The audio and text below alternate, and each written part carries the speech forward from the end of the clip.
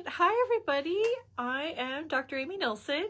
Today, I thought we would talk about your thyroid. And I want us to open up the conversation because we want to understand not that your thyroid is low, it's why is your thyroid low. I want you to start kind of understanding that concept for yourself, because so many times, yes, we go in and have our thyroid levels tested. Usually that's at least a TSH, right? That's a blood test. And remember, the TSH, if it's elevated, that usually means you have hypothyroid, right?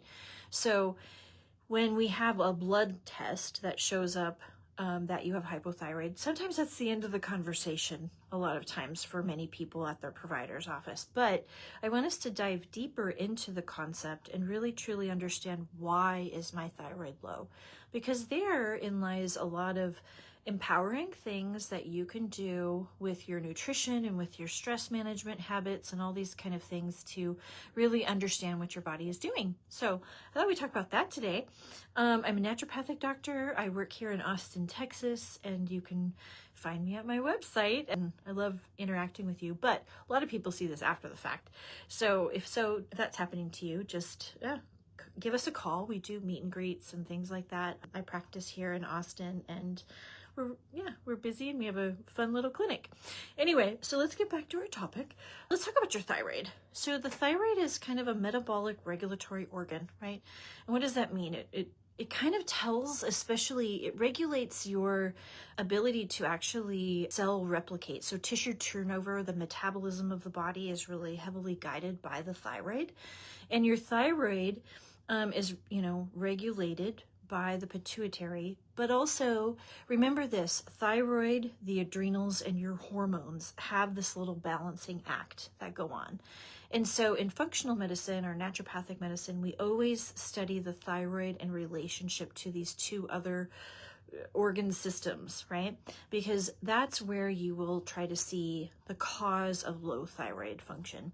So hypothyroid, many people have this, and usually it's weight gain, feeling tired, my hair's fallen out, maybe they're a little bit constipated, they might have like drier skin. I'm trying to think. So, there's a litany of different like fatigue-based symptoms that are related. Oh, mood, right? Low mood, low energy, low motivation, all that kind of stuff are kind of the picture of thyroid. Now, what happens? Why is the thyroid doing that? So you want to understand, okay, back up, and we said the TSH level comes back high. Well, remember, you've got TSH, which is the communication from the pituitary to the thyroid. The thyroid, which lives right about here in our bodies. So we do produce T3 and T4, okay? So those are the names of the active thyroid hormones.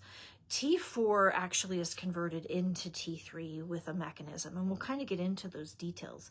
So, a full thyroid panel is really useful to have done. So many times we just screen with TSH, but really when you're kind of doing a deeper dive into the thyroid, you're going to want the TSH, the free T3, the free T4, the reverse T3, and the antibodies. So, and this is something that maybe an endocrinologist will work with, or a naturopathic doctor, or a functional medicine doctor, or even like, maybe your primary care doctor who's got education in that area might do something like that.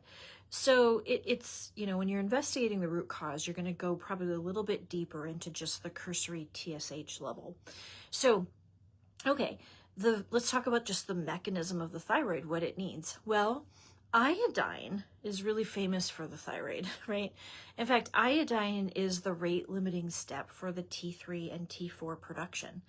Rate limiting step, what does that mean? Well, if I'm baking cookies and I run out of sugar's my rate limiting step, right? Let's say I can kind of get away with other things, but I want my cookies to taste good or something, so I'm gonna use sugar. I'm just picking randomly. So if I run out of sugar, I can't make any more cookies. So that means sugar's my rate limiting step for that production. In the thyroid, iodine is the rate limiting step for the production of T4 and T3. So if I am low on iodine, that would be one of the reasons, right? Can I test iodine? Yes, you can. It's kind of hard to do.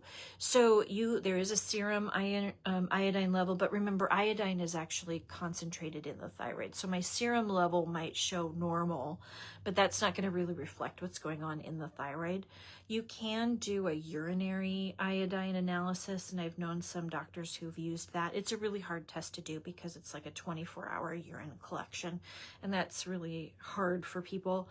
In naturopathic medicine, we really just look at the ratios of T3 and T4, so we can kind of look at the free T3 and the free T4 and try to estimate some things there.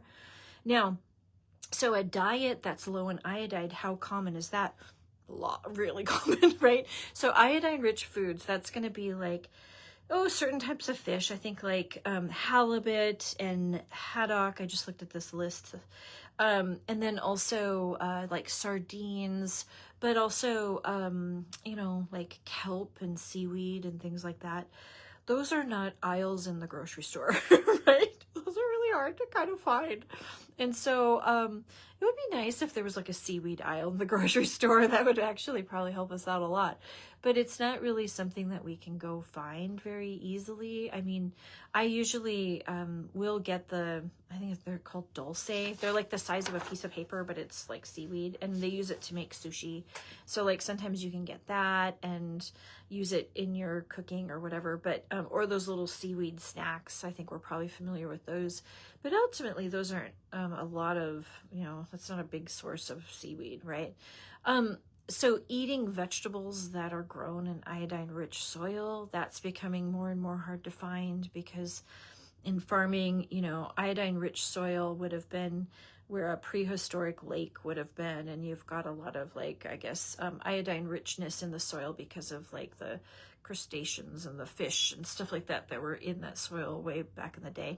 So anyway, iodine-rich soil is getting more, or our soil in general is getting more and more depleted. So that's a hard one. So we might not be really getting great exposure to iodine because our root vegetables, like your good old carrots and potatoes and turnips and all these things, aren't necessarily grown in iodine-rich soil anymore. So you can see why, iodine depletion might be a big reason why somebody's thyroid is not functioning well, right? Now, can it be a multiple of reasons? Yes. So I'm going to talk about the main three would be like lack of key groceries to the thyroid. The second is actually inflammation on the thyroid from your own immune system. And then the third is actually your stress response. So those are the big three reasons why your thyroid would be low. So we're getting into the lack of key groceries. We talked about iodine.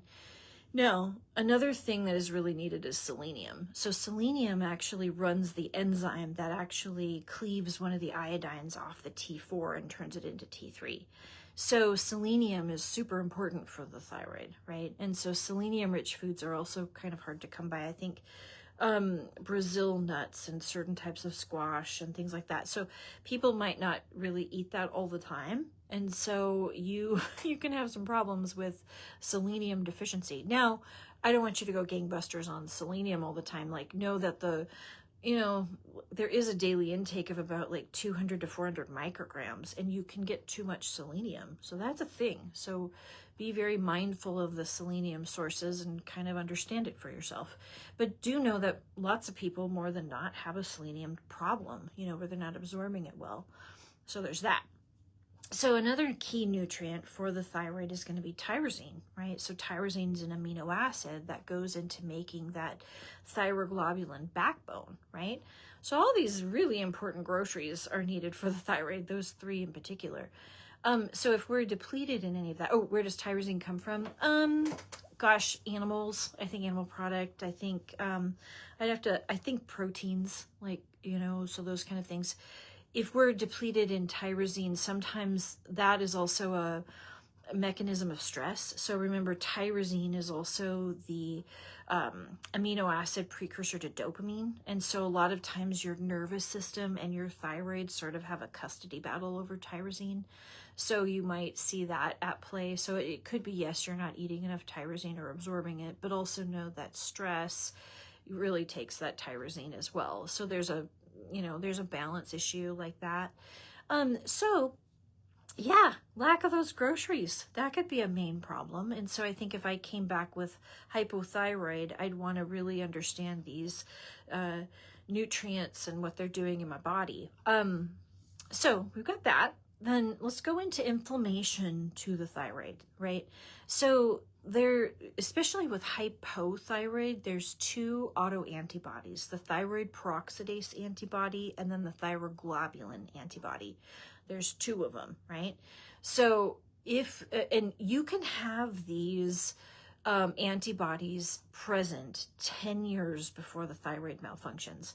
And I'll put a link actually in like the notes, because I just looked it up and there's several studies that actually look at that situation in the body. So honestly, the nicer thing would be to screen the antibodies, and if they're present, then fix that before the thyroid starts to malfunction. But most of the time we do it backwards. We look at the TSH, which is kind of the last value that's going to show up as a thyroid issue. So you really do want the antibodies to be screened. It's not custom to do it in primary care all the time. But just know that the TPO and the thyroglobulin antibody do become positive first. And it's because the autoimmune disease of the thyroid is a slow burning fire, right? And functional medicine and naturopathic medicine has ideas on how to change that. And that's the whole autoimmune talk with the GI system. So that means that you want to help yourself, not have an inflamed bowel at the end of the day. So that's a whole other discussion that we can get into.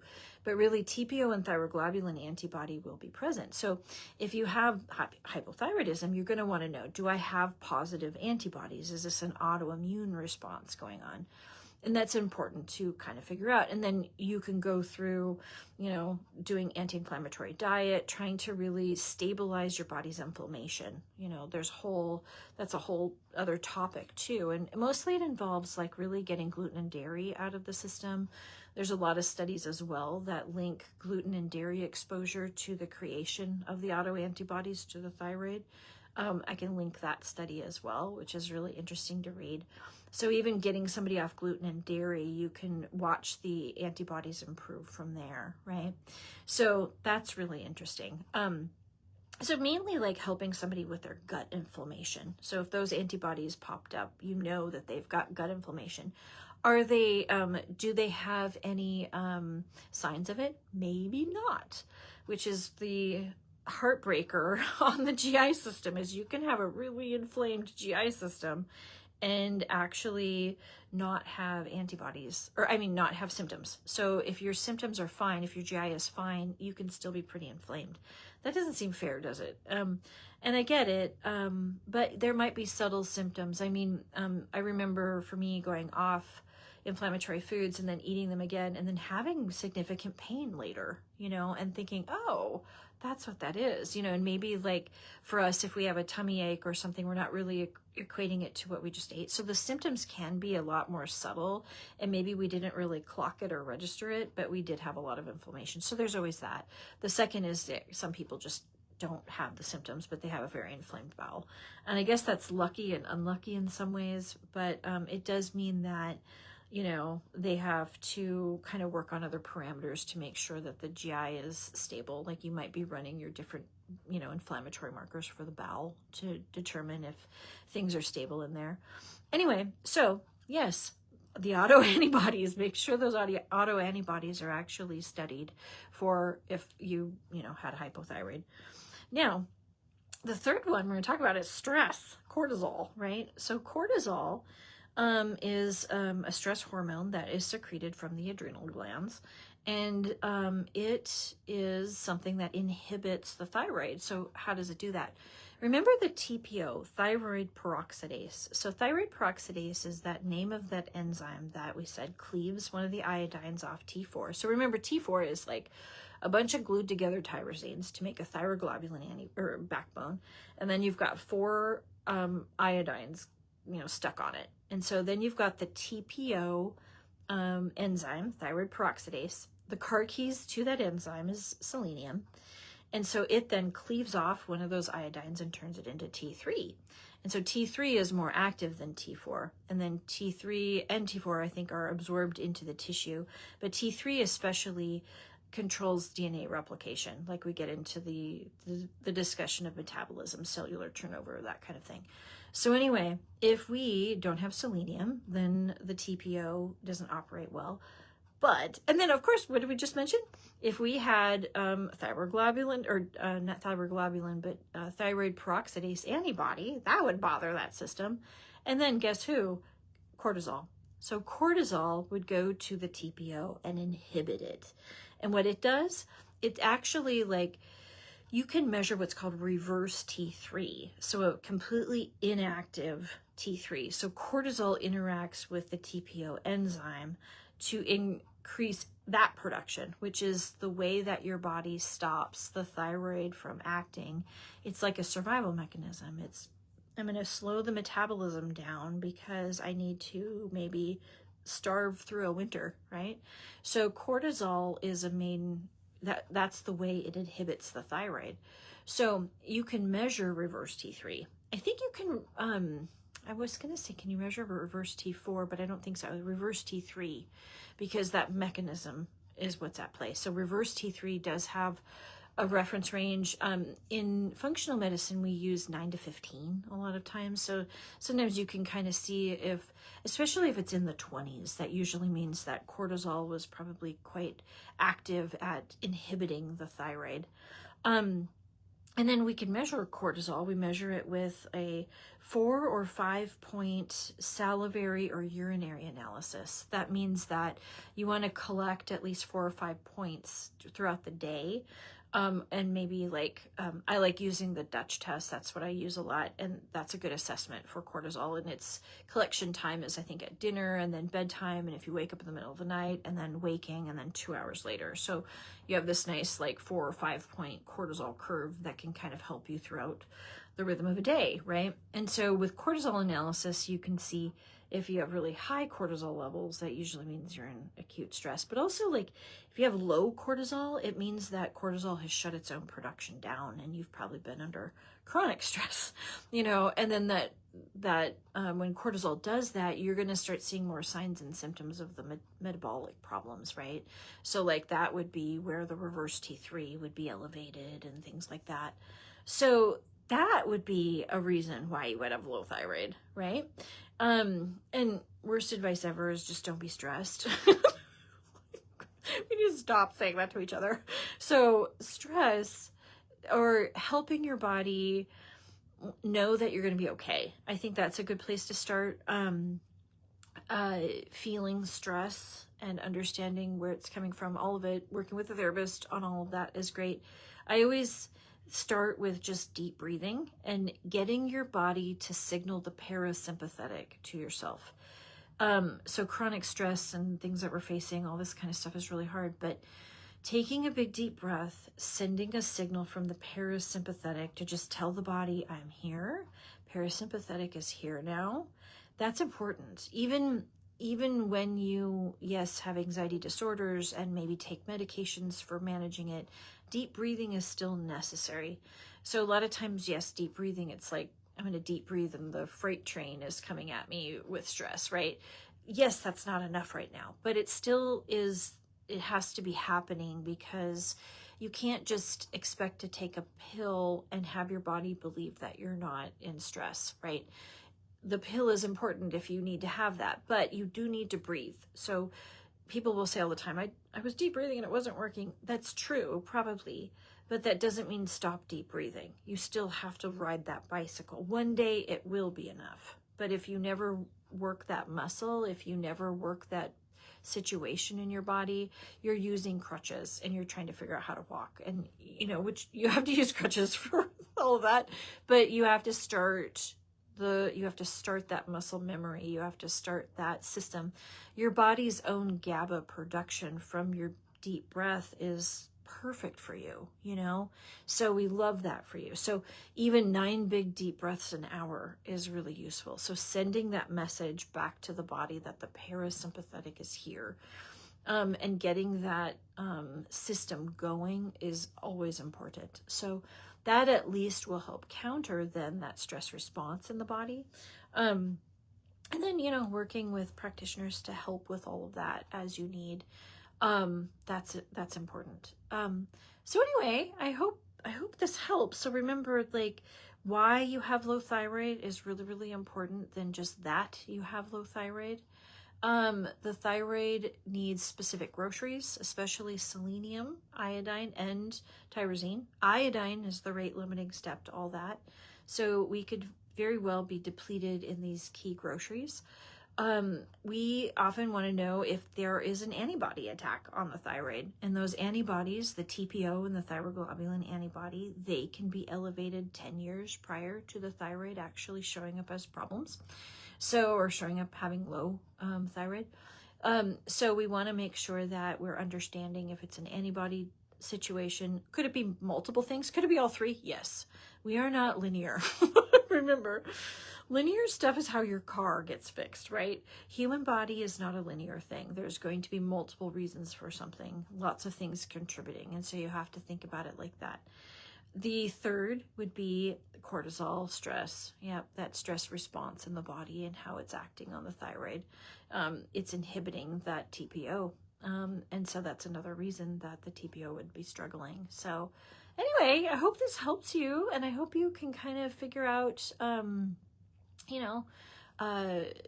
everything. And I know that there's a road to recovery with the thyroid, and it just takes a while. I mean, working with a practitioner is probably your better bet, but yeah, starting to understand why instead of just that I have a low thyroid. That's really important. So, all right, I'm gonna get back to work. So it was good chatting with you all. Have a good day.